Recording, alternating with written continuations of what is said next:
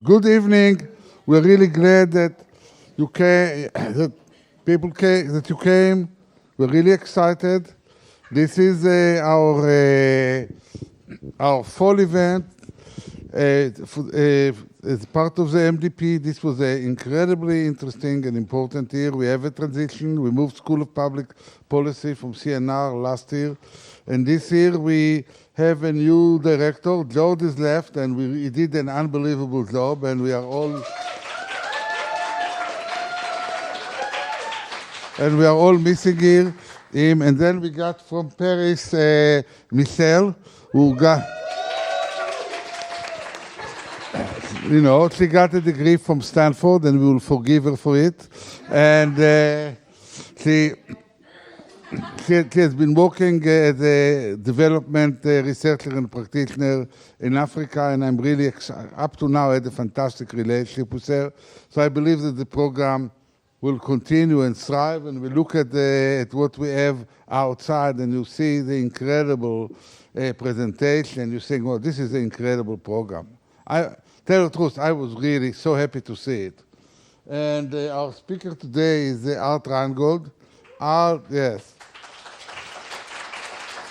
I consider Art as a national treasure. I really never knew him till one time I reviewed this case, and two people that ran the CDC said, basically they wrote, all what I know about public health I learned from Art Reingold. So to me it was really incredible. He's a guy that really, one of the people that kept interest in infectious diseases, but all the world wouldn't look at it and see, and now it becomes the most important topic in many ways. So it's a real pleasure. He has been an incredible contributor to the MDP for over the year, and it's fantastic that he's our speaker this year. So now Michelle will take over. Thank you so much, David. I don't have so many jokes to prepare, and I didn't wear red on purpose coming from Stanford, despite popular belief. I'm really delighted to introduce Art. Art told me to keep it short, even though he's got so many accomplishments, so I'm keeping it short. As you know, Art is a professor of epidemiology here at UC Berkeley in the School of Public Health. He's worked for over 40 years on the prevention and control of infectious diseases, both at the national level and the international level, within numerous low-income countries around the world. He's also directed the CDC-funded California Emerging Infections Program since its inception in 1994. His research interests include vaccine-preventable diseases, respiratory infections, bacterial meningitis, disease surveillance, and outbreak detection and response. Thank you so much, Art, for joining us. I think that was 3 or 4 lines instead of 2, and I hope you forgive me. Thanks. So thank you. I'm honored to, can you hear me okay? Is the mic working? Even in the back? No? Yes? There is the option of moving closer, of course, but I know that people don't like to do that. I can't remember where I sat in medical school, but I don't think it was the front row. So when I went to class at all. So what I'd like to do in the next 30, 35 minutes or so is engage you in a bit of a back and forth over this really complicated health policy question. And so I'm going to probably skip over a number of the slides because I have too many, something I always try and tell my colleagues never to do. So don't be upset if I skip over some things. But what I really want to do is leave plenty of time for us to have a discussion back and forth about this very challenging question. So, okay. So, this is a picture taken from the time of John Snow in London in the 1840s. And some of you may know John Snow was famous for his work on cholera. But the main issue here is that people in much of the history lived in squalor. Whether you call these slums, whether you call them informal settlements, whatever the politically correct terminology is, people lived in dreadful conditions. And while there were some efforts back in the ancient times to try and improve health at the population level, nevertheless, this is how many people lived up until about 150 years ago, and how many people unfortunately still live today in some of the world's poorest countries. So if you just look at the history of public health, what you would see is that by the middle of the 19th century, there was a growing appreciation that the social environment and the physical environment influenced your health. People had miasma theories and didn't know about infectious diseases and things, but they kind of understood that the environment mattered. And so this was when countries like England and Germany and the United States began to form boards and commissions and committees and pass laws that were intended to improve the public health. Many of those ventures failed. Many of them didn't last very long, but in New York City and London and various places, people were busy doing that. And so you could sort of say that public health began in some ways about 150 years ago. And only in part related to that, you could see this incredible downward trend. This is infectious disease mortality in the United States between 1900 and 1980. And you see this extraordinary decline with one little exception there in 1918, 1919. And I suspect most of you know that was the Spanish flu, quote unquote, which was estimated to kill 40 to 80 million people around the world when there were only 1.5 billion people in the world. But other than that, and other than perhaps a bit of an increase in the 1980s, probably due to AIDS, you can see this incredible downward trend in infectious disease mortality. And if I showed you a slide of life expectancy, you would see that life expectancy clearly went up a lot. And we call this the epidemiologic transition that many poor countries are going through today. So why did all that happen? Well, it had almost nothing to do with medicine, because there really weren't any good medical treatments or surgical treatments for the most part. Antibiotics didn't come into play until the 1950s, effectively, 1940s at least. And it had little to do with vaccines initially, because we didn't have any vaccines. So you could say that this had to do with these types of population level advances, if you will, in prevention and public health.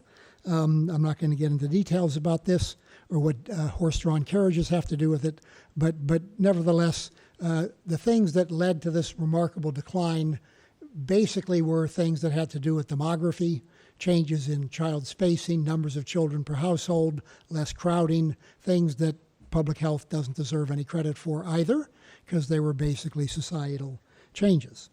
But then we do begin to see, with the introduction of vaccines, that they had a huge accelerating effect.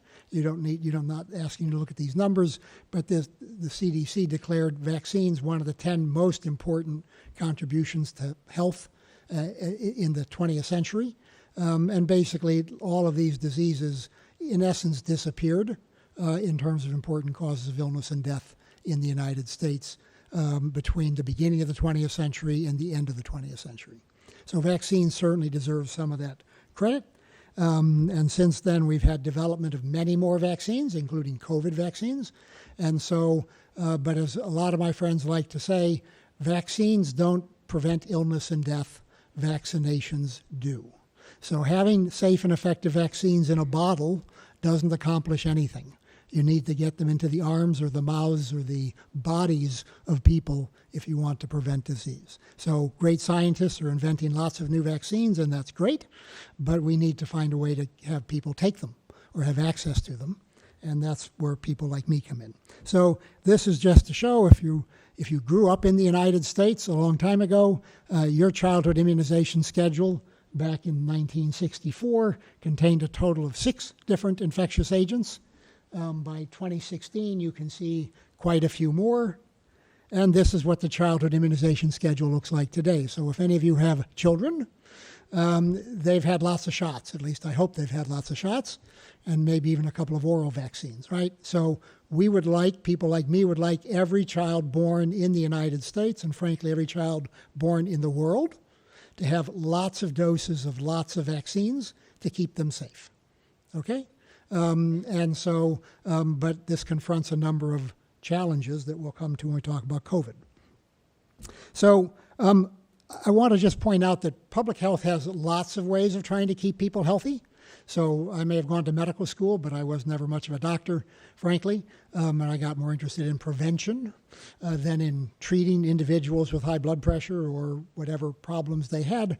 And so you can, these are just abridged list of all the things that we do at the population level or at the public health level to reduce injury and illness and death, right? So, for example, we put folic acid into various food items, whether you like it or not. We put niacin into various food items, whether you like it or not. We supplement foods to make sure everybody gets a minimum level to prevent certain diseases, right? That's a public health measure, supplementation of food. Preventing smoking, making it hard to smoke is a public health measure, right? So there are many, many things that we do in public health to improve the health of the population, to reduce injury and illness and death, right? And some of these are more controversial than others in certain quarters, so not everybody likes fluoridation of water, as an example. That was in the newspapers last week. Somebody in Vermont on his own decided to reduce the fluoride level in water in his town because he thought it was too high, despite it being at just the right level. So when we think about all those different ways of improving health, you can think about different groups that might benefit. So perhaps it's the people we target for the intervention, the person who gets the vaccine or the person who eats the food or wears the personal protective equipment. It might be their children because the children are too young to decide whether they're going to sit in a car seat or not, right? It could be others in the community. If, for example, there's herd immunity from vaccination, vaccinating you might help protect people in the community who can't be vaccinated or who won't respond to vaccines. It could be everybody in the community, right? Or it could be patients in a healthcare setting, and I've left off, I'm sure, a number of important groups, okay? So who makes all these different policies? Well, in a complicated place like the United States, this is a partial list, right? We have government organizations, including the federal government, state governments, city and county governments. We have tribal organizations and territories, but lots of other organizations, as you'll know from watching COVID, make their own policy decisions. So the NBA decided for itself in consultation what their COVID policies should be for people playing basketball in the NBA, or the NFL, or the group that oversees college athletics, the NAACP, right? How could Berkeley football players play? How could they practice? The NAACP had a lot to say with that, right? So lots of groups make policies that influence our health. But we're not Denmark, we're not Sweden, and we live in a complicated country where virtually all health-related law is made at the state level. So the federal government can control things that have interstate, for example, travel interstate. They can control things at the border. They can make policy for federal employees or people working in federal agencies, but they can't tell Idaho what to do about health. Okay, that's just a fact of life. So let me illustrate that. Here's a map of what the state laws are for whether children need to wear helmets when they ride bicycles, okay? You can see some states require them, some states don't, right? That's up to the state. Oops, I think I skipped one there. This is motorcycle helmets. I skipped motorcycle helmets. Some states require them, some don't. It's up to the state, right? The federal government cannot make a state pass these laws except by bribing them or coercing them in some way. But there are no federal laws about motorcycle helmets or bicycle helmets. Here's another good example, one of my favorites. So some of you may shop at the Berkeley Bowl where you can buy raw milk. There are people who think raw milk has health beneficial aspects to it and that it tastes better. And by golly, they want to be able to drink raw milk, okay? Most states don't allow the sale of raw milk. California does.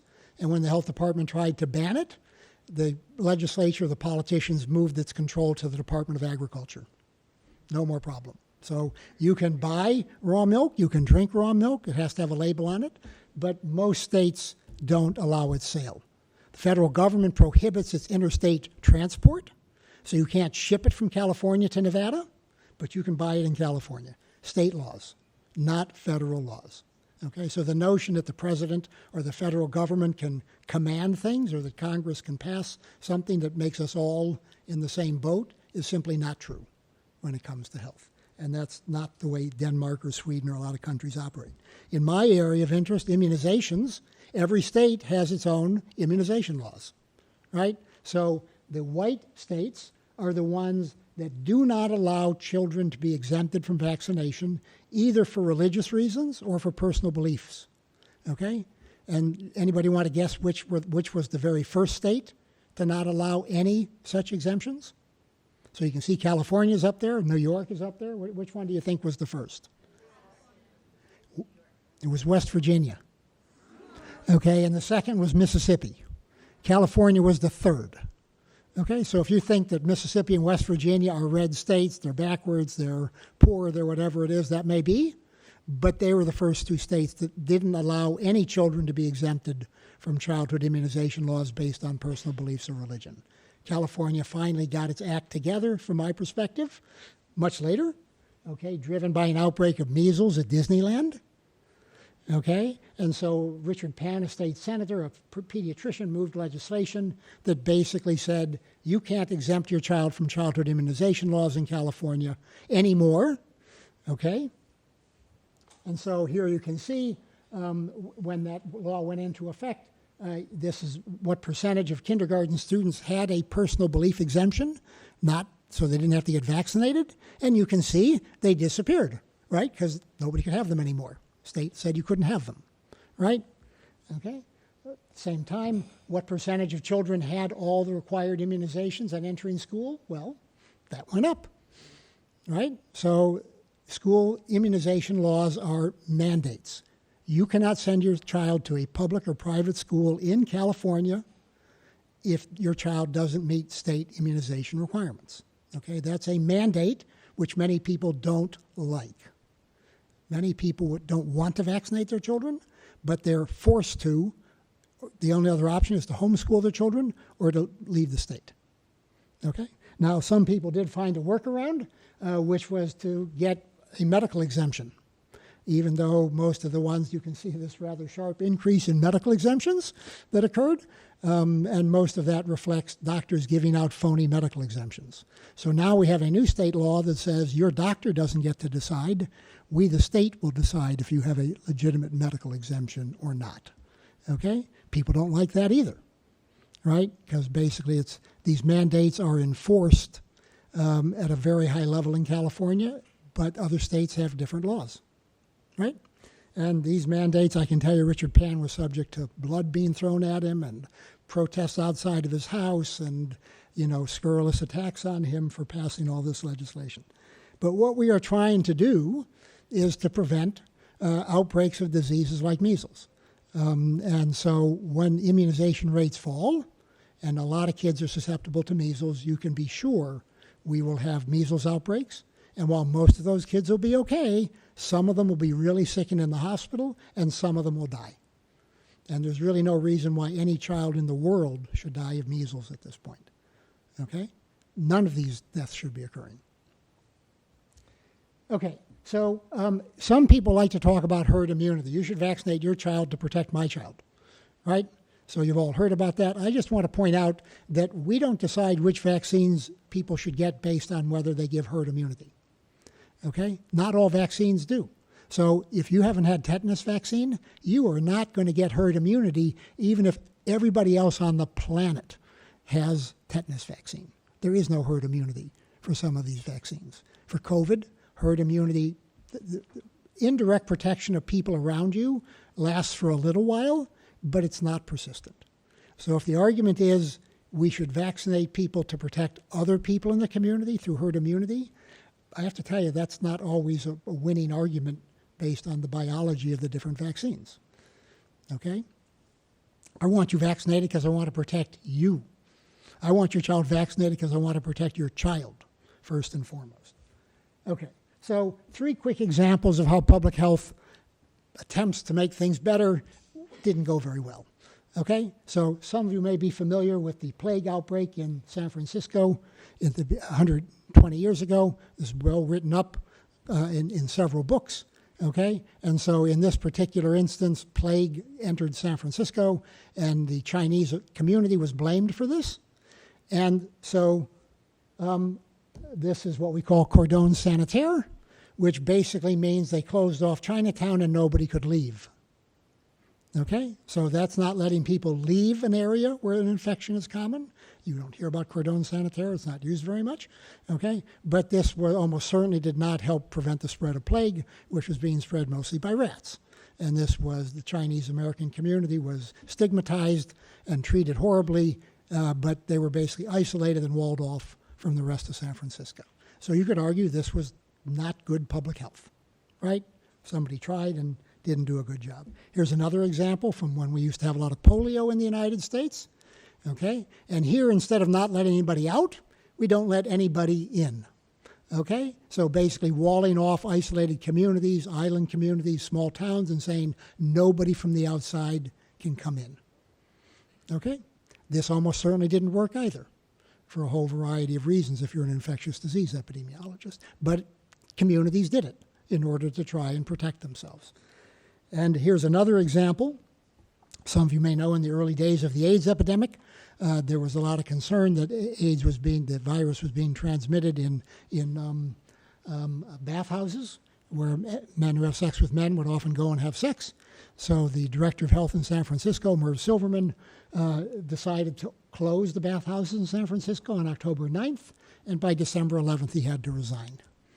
Okay, this was such a political hot potato, and probably what impact it would have had on transmission of HIV, we don't really know, but people can obviously have sex in places other than bathhouses, right? But the point is, these are all very political decisions. They have political consequences for individuals and for society, right? Public health has always been political and never divorced from politics, okay? You all know this. You know that COVID is caused by a virus that came from China. We won't talk about whether it came from a lab or from an animal. I'm happy to talk about that, but I'm probably not interested. And so in the early days, as many of you, probably all of you lived through, we didn't have a vaccine, we didn't have drugs. So what was done to try and reduce the spread of this virus? A whole long list of things, right? So protective sequestration is what I said, when you don't let anybody come into your community from outside, okay? Cordon sanitaire is when you don't let anybody leave a community. So people did lots and lots of different things in an effort to try and prevent transmission of this virus and to keep people safe. And both the pandemic and these measures had demonstrable effects on every outcome you can think of: educational outcomes, social outcomes, everything you can imagine, economic outcomes. Okay, now some countries seem to have an easier time of dealing with this than others, presumably based on their societal norms, right? So I use a lot of New York Times headlines. This one would suggest that Japan had an easier time dealing with COVID-19 because basically of public health shaming and self-restraint, they didn't need to tell everybody to wear a mask. Everybody just wore a mask because they were part of society. Well, that isn't what happened here, as you well know. Okay, but in theory, that's what some social scientists would say happened in Japan. On the other hand, China took a very different approach, which you're all quite familiar with, and they've used the army, among other forces, to impose draconian limits on what people can do that are still in place today, right? And they've declared that a success, but at enormous expense in many, many sectors, right? So that's a different approach. But again, China is a centralized country with one government, and if they command that all the provinces will do something, those provinces pretty much do it, right? Unlike the United States.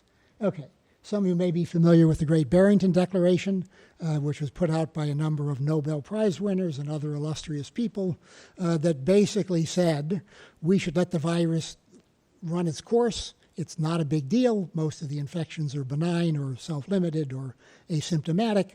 We'll circle the wagons around the old people, and everybody else can go about their business. Any of you heard about the Great Barrington Declaration? You can Google it if you want to, right? And that we are doing great harm to society by masking and social distancing and closing schools and all these other things, right? One of the problems with this is not all old people live in nursing homes, believe it or not. Some of us live independently in our houses, right? We have children and grandchildren, and we interact with our neighbors, and we go shopping. So the idea we could just circle the wagons around old people or people with underlying diseases never made a lot of sense to many people. but that's basically what this said we should do, and everybody else can get infected, and not many people will die. Okay, that's a different approach.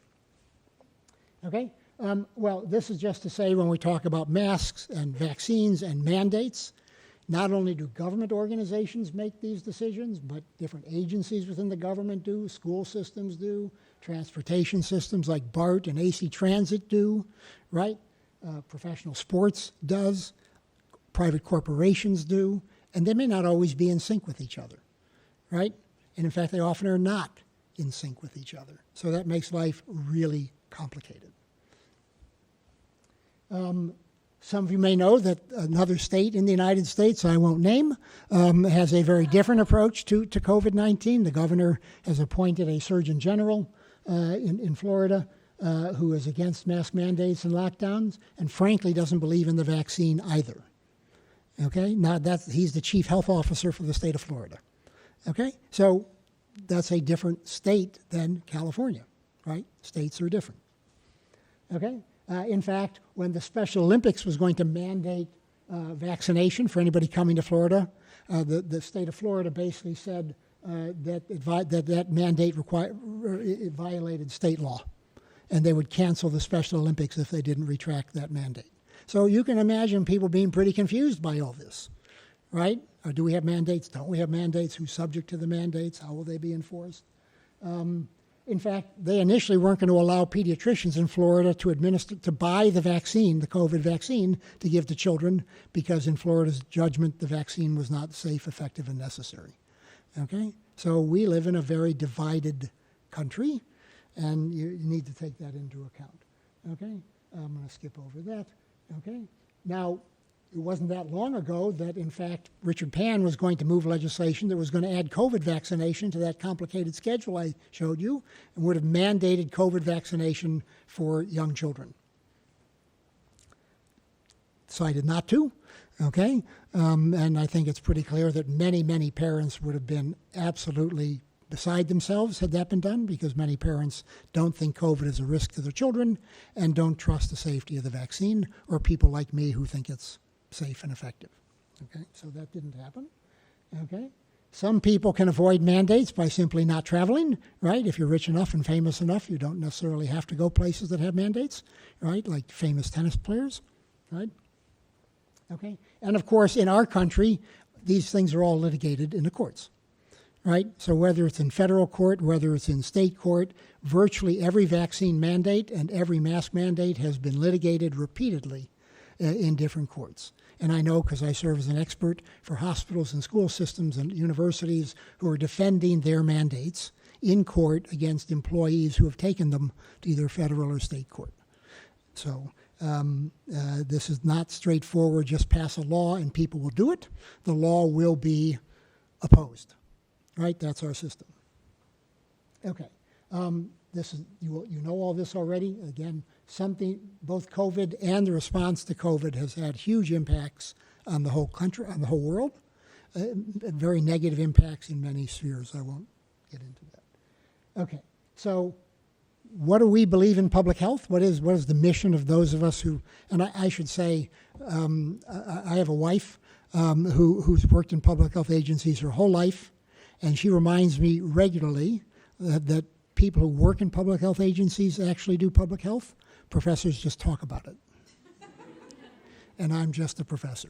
So she actually did public health her whole career, but this is what we mean by the mission of public health. At least the Institute of Medicine said it was to fulfill society's interest in assuring conditions in which people can be healthy. Anybody disagree with that? It seems like a good plan, right? How could you disagree with that mission? Okay?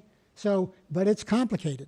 I get a lot of emails from colleagues at Berkeley. This is an exchange just a few weeks ago. So colleague number one, these are Berkeley faculty, so pretty well educated, I hope. Okay? So one of them, what are your thoughts about the new CDC guidance, relaxing guidelines for social distancing and quarantine? Is this reasonable scientifically? So this is a person who is very concerned about his personal health, whether he can come to campus, whether he can be exposed to students, whether it's safe to be here on the campus, right? Perfectly reasonable for an older faculty member.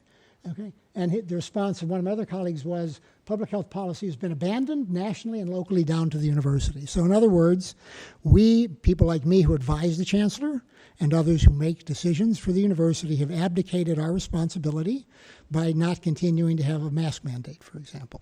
And some of you were wearing masks and some of you were not. Okay, so, but these individuals believe that we should still have a mask mandate in place, and there are plenty of people who don't agree with that. Okay, so contentious issues. Okay, so I want to just come back to vaccines as an example of how complicated mandates can be. And I'm not keeping track of the time. What time is it? I'm going to watch. How much? We've got about time? One more time? Okay.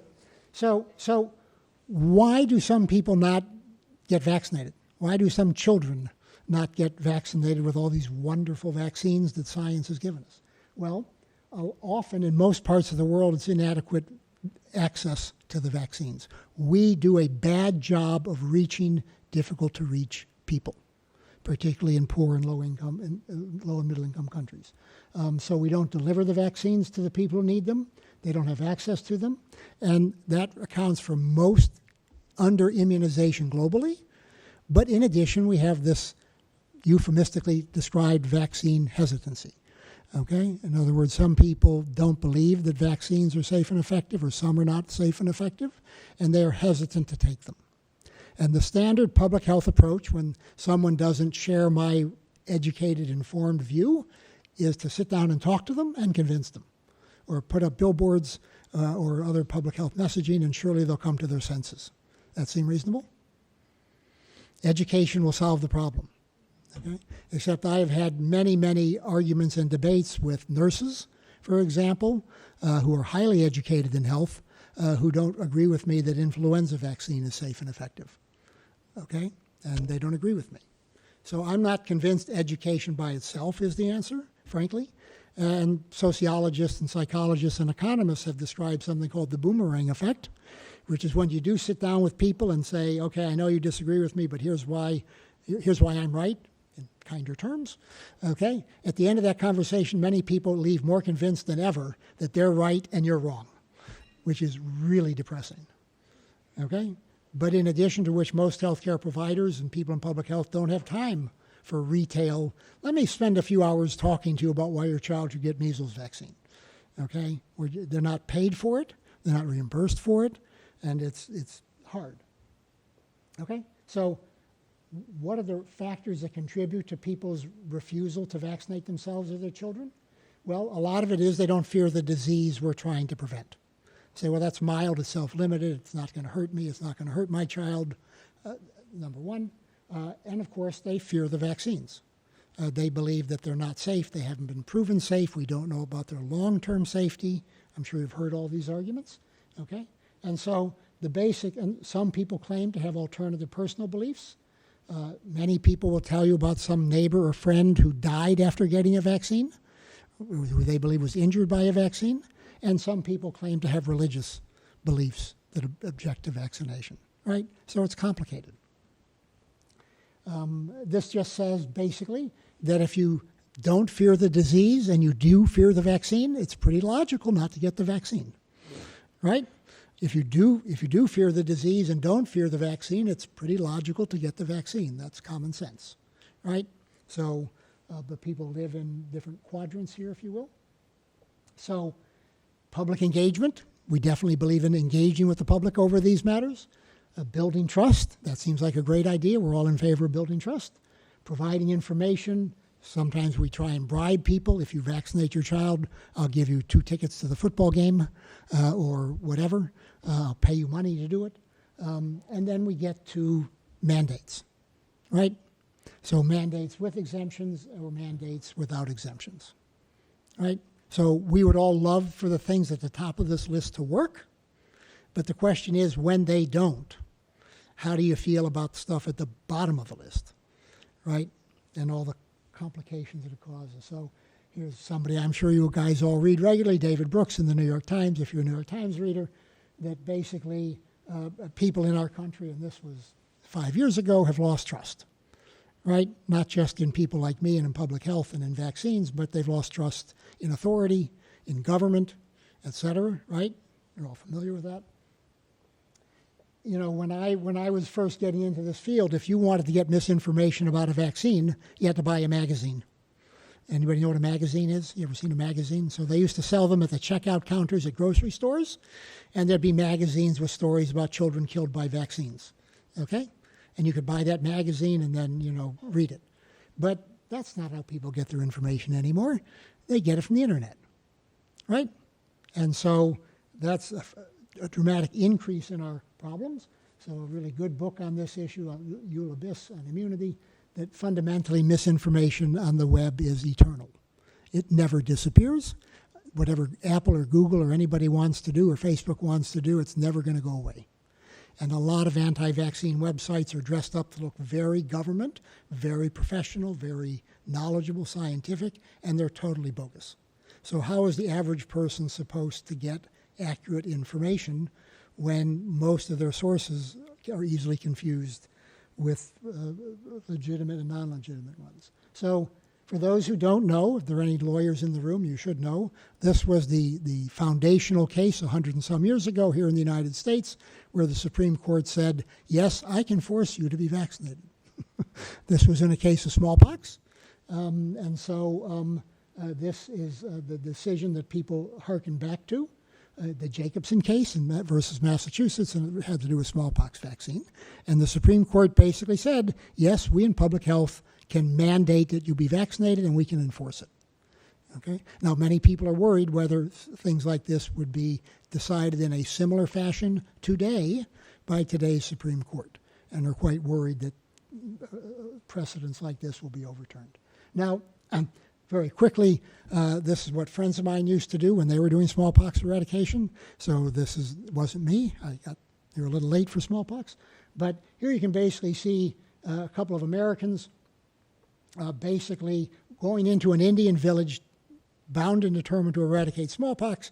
And when somebody didn't want to be vaccinated, they dragged him from his hut, threw him to the ground, pinned him down, and jabbed the needle into him while his family was threatening them with weapons. How's that sound for a good approach to vaccinating people?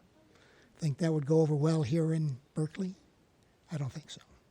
Okay. Furthermore, I don't know if we have any Hindus in the room, but Shitala Mata is the Hindu goddess of I don't know if she still is, but she was the Hindu goddess of smallpox. And Hindus could actually have a perfectly reasonable religious objection to getting vaccinated because you were messing with the goddess. Okay? So you can read about Shitala Mata if you want to, but this person might well have had a very strong religious view about why he didn't want to be vaccinated, and they took him and threw him to the ground and vaccinated him against his strenuous physical objection. So we presumably don't want to be doing that here, right? But it happened in the context of smallpox eradication. Okay, and so the context we live in, there's an article in the Atlantic recently that basically says in our country, we look at things differently, that people are basically responsible for their own physical well-being.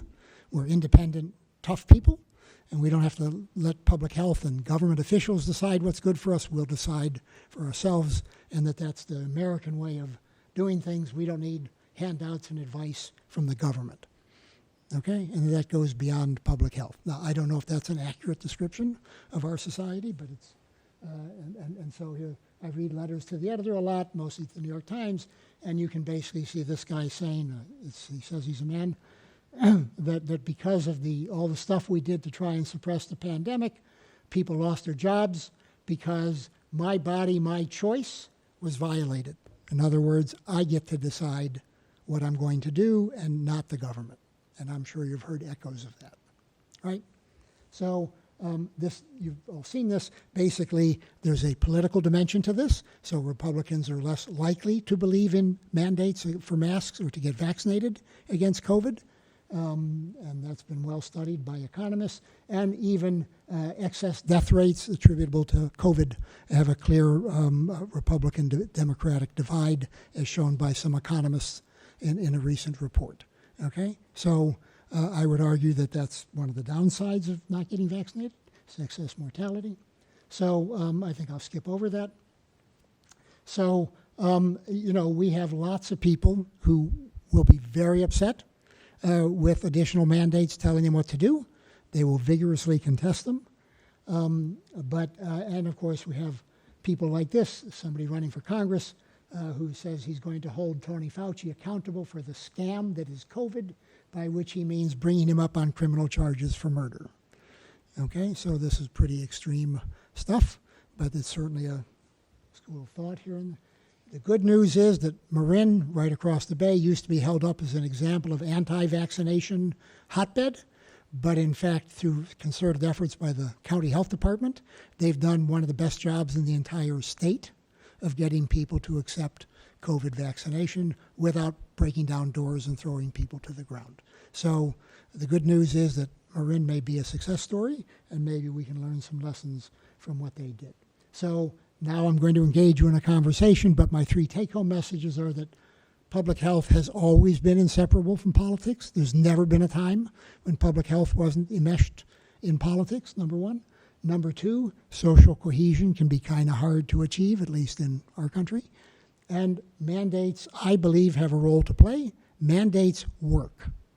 Okay, mandates move a lot of people to do what you want them to do who otherwise wouldn't do it. It becomes the path of least resistance, but they are controversial and highly unpopular, and they make a lot of people really, really angry. So, the floor is open for you to tell me what we should do about mandates in public health. Yes, so my question is actually really short. So as you mentioned, like mandate may have a role to play, everything like that. So I'm from China, might be very apparent, and as you may know, and the audience, that China have this zero COVID policy that's still going on. It's getting more and more strict. And so my question is like, how do you view it? And do you think there's like a better way that China can do instead of the zero COVID policy? So far be it from me to give Xi Jinping any advice, there is a feeling that the vaccines that China has made and is deploying, first of all, don't work as well as the ones made by Moderna and Pfizer, so that the vaccines they're using to try and protect people are not as good, but because of nationalism and other reasons, they refuse to import other vaccines, and of course there would be substantial costs in doing that, number 1. And number 2, they've actually not done a very good job of reaching high levels of vaccination in vulnerable populations, such as the elderly. For a country that basically can control everybody and everything, you would think they could pretty much achieve vaccine coverage of 100%, particularly in the elderly, and they're not doing a very good job of doing that. And I don't know why that is. So if I were giving them advice, I would say consider using some better vaccines and get them into people who really need them, because they haven't done that yet. Now, what to do about all the queues for testing and all the restrictions and all of that, I'm not sure how sustainable those are, particularly given the economics and the enormous unhappiness among many people in the population.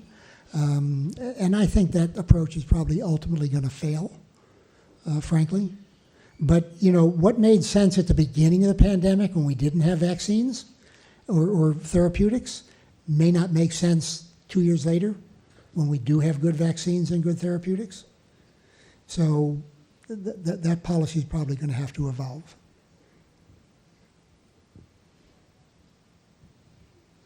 I thought there was another woman there who...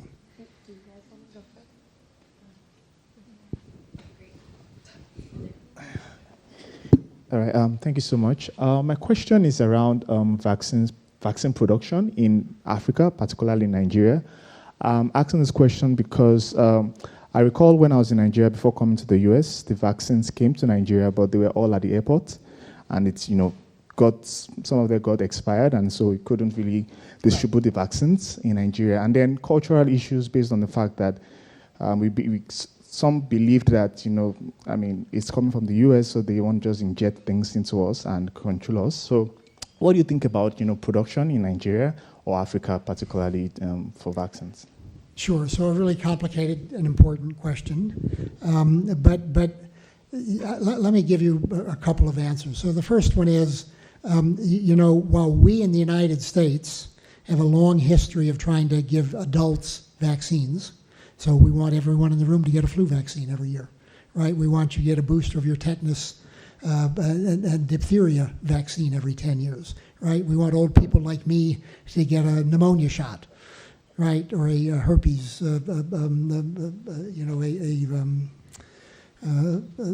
zoster vaccine, right? So we have a long history, and other rich countries have a long history of vaccinating adults. We don't do as good a job of vaccinating adults as we do of vaccinating children, but we do okay, right?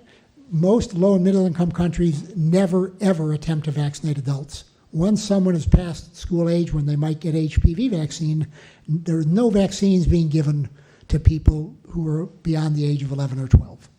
So to all of a sudden start saying, I'm going to vaccinate adults because I know how to vaccinate children, life is not that simple, right? And so it really takes an immense increase in thinking about how to do that, how to reach adults, how to convince them that they should be vaccinated. Because I would venture a guess that in Nigeria, most adults have never even thought about getting a vaccine before once they were no longer a child, right? So that's one issue. The second issue is, you are absolutely right. As I said, vaccines in bottles don't do anything. Vaccines in arms have the potential to keep people healthy, right? So getting vaccine from the airport into the arms of people spread across a large, complicated country, in some areas with poor roads and blah, blah, blah, blah, blah, is a big challenge, right? So getting the vaccines to the airport storage facility is the beginning and in some ways the easiest part. So someone has to be prepared to build and develop and support the infrastructure for vaccinating adults. And it's not just in Nigeria, right? So I don't have a simple answer to that, frankly. I suppose putting the vaccine in the water might be one way to do it, but we don't have those kind of vaccines. So I can't help with that because it's literally the kind of thing that's going to take years and a lot of support to markedly improve. And I don't know if there are cultural issues about American vaccines or, there might be cost issues as well. Cost issues, Bill Gates can pay for it all, that would be fine. Or USAID. Hi, Gabriel. Art. Thank you for the presentation. I think I have two questions. The first one, you talked about how people are getting informed today, and I think I missed in the slide social media or WhatsApp, and we see that not only related to public health but like towards politics. So I think maybe if you can comment on how we can better communicate evidence for the general audience, that would be one. And the second one was we talked a lot about like evidence and good evidence and how politics gets in the way of like deploying the most appropriate or the most solid solution. I was wondering if you have an example in which evidence gets in the way of making good politics. Ethics? No, evidence, right? That may be pushing for the state-of-the-art solution. Evidence, right. Yes. Okay. Might not be the best alternative, in which you should go for a second best scenario. So I have to begin by answering your first part by saying in class one day of a different course, not the MDP course, I asked my students whether reading the New York Times online constituted being on social media.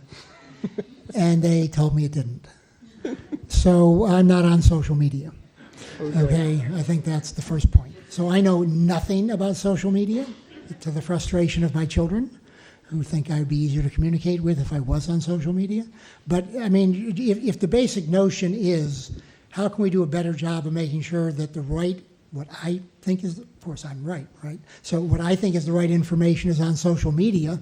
As I said, this is a problem that everyone is grappling with in the political sphere, in the health sphere, in everything. They're just, for whatever reason, people who want to disseminate bogus information, right? And so I don't have the answer to that, and I don't think the people at Facebook have the answer to that, or Meta, or whatever it's called, or WhatsApp. I honestly think it's a huge problem for society. Okay? But I don't know the answer to that. Now, evidence, people like me, that's what we talk about is evidence. What's the evidence that the vaccine is safe? What's the evidence that it's effective? And all I can tell you is if you're talking about convincing legislators to pass laws or to make policies based on evidence, of course, there's some people I think do a pretty good job of that, like Richard Pan did as a state senator here in California. But the governor of Florida, I'm not so convinced that he and I have the same view about what constitutes evidence, or the Surgeon General of Florida. Now, that guy went to Harvard, so I assume he's pretty smart, okay? But he and I, if we were in the same room, I'm sure would not agree on what the evidence is. One of the slides I skipped over was some report put out by the state of Florida that they say is evidence of a problem with COVID vaccine that is totally bogus, in my humble opinion. Okay? So you can have two different people with fancy degrees from fancy institutions look at the same evidence and come to different conclusions. That's, I know I'm right. Right? I just can't convince everybody. Right? So I don't know. I mean, yes, I'd like everything we do to be evidence-based, but in the real world, that's hard. Just agreeing on what the evidence says. Hi, thank you. Mine's tacking on to Gabrielle's, but I'm curious, like historically, obviously right now with COVID, I think it was very polarized very quickly. And I think that was sort of maybe certain politicians polarizing it for, different motivations. Historically, has it been more like the dog wagging the tail or the tail wagging the dog? Like, is it usually these populations are already sort of polarized, like the U.S. is already polarized, and then the representatives are just representing? I was just sort of curious with the level of unpopularity. So first of all, it's not unique to the United States by any means. You can find similar arguments, I would say, in Canada, in European countries, where you have people in the streets marching against mandates and contesting whether COVID is important or not. So it's not uniquely American. It's just that our system is so much more complicated because states matter in all this, localities matter in a way that they may not in Sweden or Switzerland or whatever. So I think it's more complicated here, but it's not unique to the United States. That's for sure. Now, I don't know where that gets us in terms of how do we deal with it. I meant more like, do you think it's the politicians are representing the people, or do you think that it's like more imputed in society that it's already polarized and then that is... We need some social scientists or political scientists, I think, to answer that question. I'm not sure I know the answer to that, but I don't think anyone knows exactly how to fix it, frankly. But as I said, if you look back at the response to the plague in Chinatown 100 years ago, there was enormous politics involved in that, and politicians misusing a public health issue for political reasons. So that's not new, right? Maybe it's worse now with the internet and social media, but that's been going on a long time. I wonder whether you have any opinion on the comparison between two relatively low density population countries, New Zealand and Sweden, with an extremely different approach in the beginning to COVID. And what do you think about that? I mean, apart from those appalling death rates in Sweden.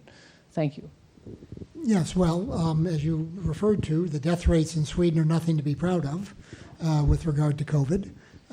So I do think these policies matter. I do think, that's why I'm in public health. That's why I'm an epidemiologist, because I think these things do matter in terms of the health of individuals and health of communities, okay? So I am troubled when people misreport or misunderstand or get wrong these types of statistics, but I would argue that that's an apt comparison. I think New Zealand did a very credible job. Of course, I assume more social cohesion in New Zealand than there is in some places, but I don't really know much about Sweden, so I really don't have a good answer for you. But I think it's evidence that these things do matter. The virus is the same. People's immunity or susceptibility to the virus isn't any different from one country to another. So it has to be these types of factors. Oh, yeah. Sorry. Oh, sorry. You've got the mic. That's okay. We'll do you and then Rahini. And then. Okay. Thank you so much, and especially for sharing the small success story. In Marin, I'm curious if you have other, how do you maintain a sense of optimism? It's not a good week in terms of optimism for me personally, but I've tuned out the political news because I get too depressed watching it. I do think, leaving aside some of these acute problems, that, that slide I showed you about new vaccines, that gives me hope. So you may know, for example, there's talk that we're having a bad RSV season, respiratory syncytial virus. Lots of kids hospitalized with that. We will have an RSV vaccine relatively soon.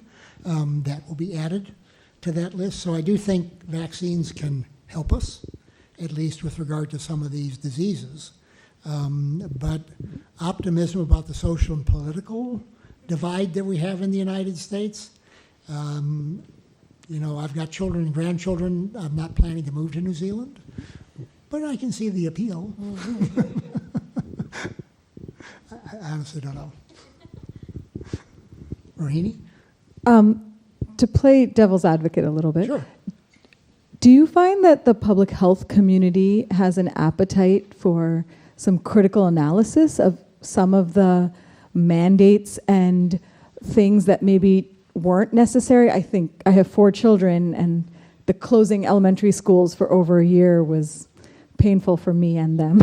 And I wonder if you find that those conversations are happening around things that were wholly unnecessary, things that maybe should have been stopped sooner, and things that should be mandated. Maybe for the next there pandemic. undoubtedly are discussions I don't know about because I don't work at CDC anymore. I'm not necessarily in touch with people at HHS or other places. I would hope the answer to that is yes, but I'm not really aware of much of that going on. So I suspect that there's a lot of interest in moving ahead, moving on to the next challenge, spending the money we got as COVID relief, trying to improve the public health infrastructure, computers, staffing, things that are important to do. But whether there's a lot of after action, sort of looking at what worked, what didn't work, I suspect there is, and that I'm not aware of it. But it's the kind of thing the National Academy could easily be commissioned to do, or that public health agencies like the California Health Department could do. But I'll check with my wife and find out if she knows about stuff, because I don't. But I think that's a really good point, right? I mean, in retrospect, it's easy to see that the stuff done in Chinatown 100 years ago was bogus and wrong and terrible, right? It took an historian to write that book, and 80 years later. So I think that's a great suggestion. But I honestly don't know. I had a question more on geopolitics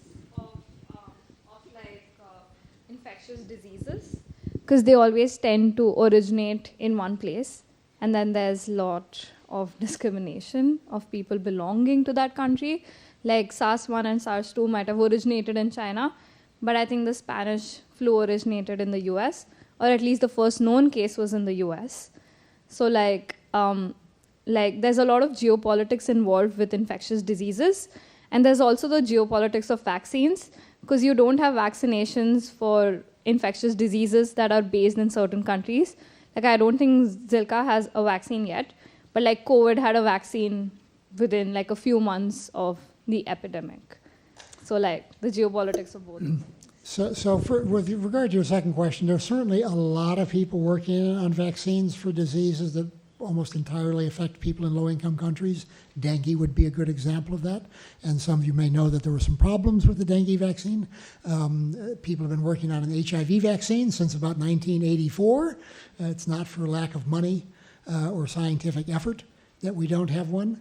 People have been working on malaria and better TB vaccines for many decades. So I think I have a friend, Peter Hotez in Texas, who does a lot of work on vaccines against parasitic infections that are primarily a problem in low-income countries. So I think there's been a fair bit of research, but if you're saying, has it been commensurate with the level of morbidity and mortality, would they be doing more if there were richer people getting some of those diseases? Probably the private sector would be doing more, yes. I don't dispute that. But there has been, and there continues to be a lot of research. And you could argue people got lucky with the COVID vaccines, with particularly the mRNA vaccines, building on technology that had been under development for a decade. You know, I do think people are also thinking about how can we, in terms of the geopolitics of either vaccines or vaccination or infectious disease, or where do things start and how do they spread and who can we blame, that's not going to go away. Okay, you all know that there was a huge brouhaha about what the origin of the virus was in Wuhan. Did it come from an animal and they get into people? Did it come out of the laboratory in Wuhan? Was it intentionally engineered? Nobody credible I know thinks it was intentionally engineered, but I've seen 10-page letters from congressmen on one particular side who are all absolutely convinced that if we did a thorough investigation, we could prove that the Chinese engineered the virus, right? So that has political motivations, right, from my perspective. So the geopolitics of any of this is not going to go away. One final question?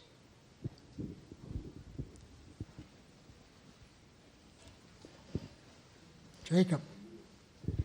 I was curious about, on your continuum of potential solutions, you put mandates without exemption as the most extreme, but the example you gave of smallpox vaccinations in India around actually forced vaccination, have you seen any examples of that in the current day where it's been effective, and would you be in favor of that?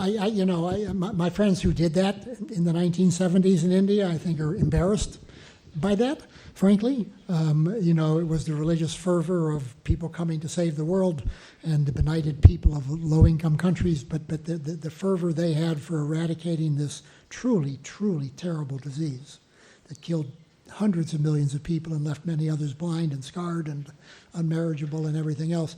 They just had a religious fervor to doing that they couldn't seemingly resist, dealing with a resistor like that. But I think they're all pretty embarrassed by that. And I don't know anybody who thinks that's a good idea. At least I hope not. So. Thank you so much, Art. Really, it's been so Good.